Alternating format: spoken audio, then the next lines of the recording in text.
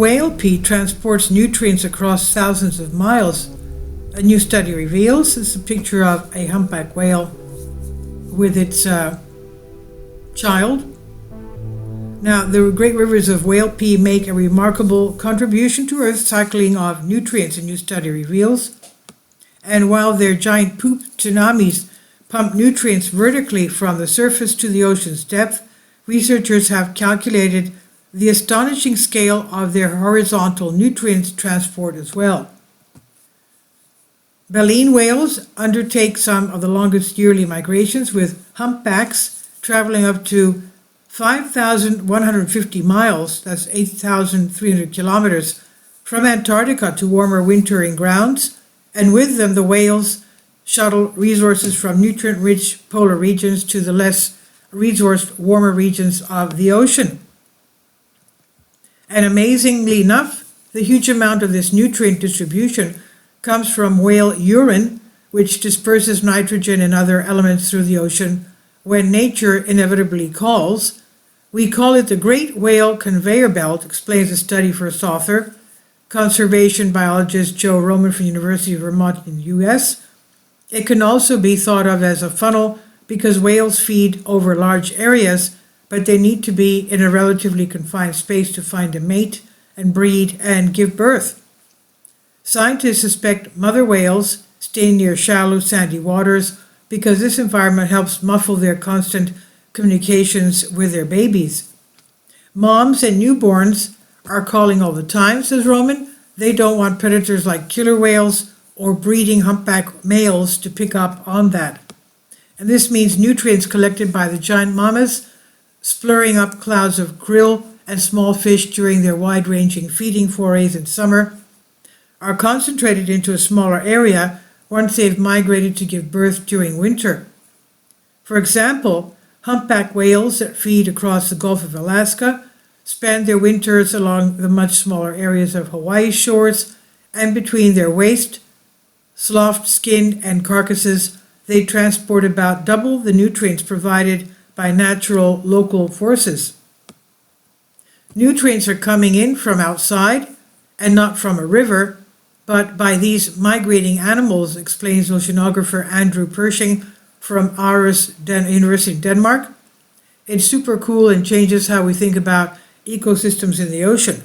We don't think of animals other than humans having an impact on the planetary scale, but the whales really do. Roman and team calculated that between them, just a few migrating baleen whale species, the gray and the humpback and other 3 species of right whales, shift about 3,800 tons of nitrogen and 46,000 tons of biomass every year. These whales are fertilizing Earth's productive coastal ecosystems, including our incredible coral reefs.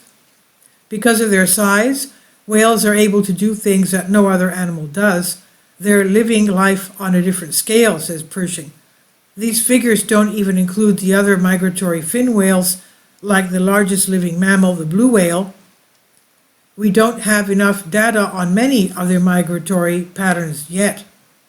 But it's clear that between the whale pump and conveyor belt, these majestic animals, these mammals, play a massive role in shaping our ocean's gardens.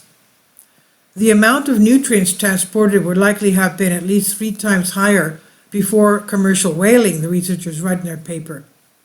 Conservation efforts since the 1970s have seen some populations recover, like eastern Australia's humpback whales, yet most of the world's whale populations remain depleted as these gentle giants continue to face many threats from human activities. And those include ship strikes, fishery net entanglements, noise pollution, plastic pollution, climate change, and continued whaling.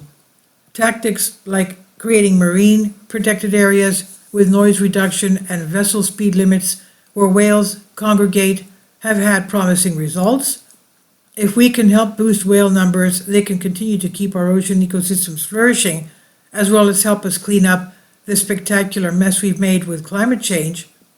Animals play an important role in moving nutrients, concludes Roman, Seabirds transport nitrogen and phosphorus from ocean to the land in their poop, increasing the density of plants on islands.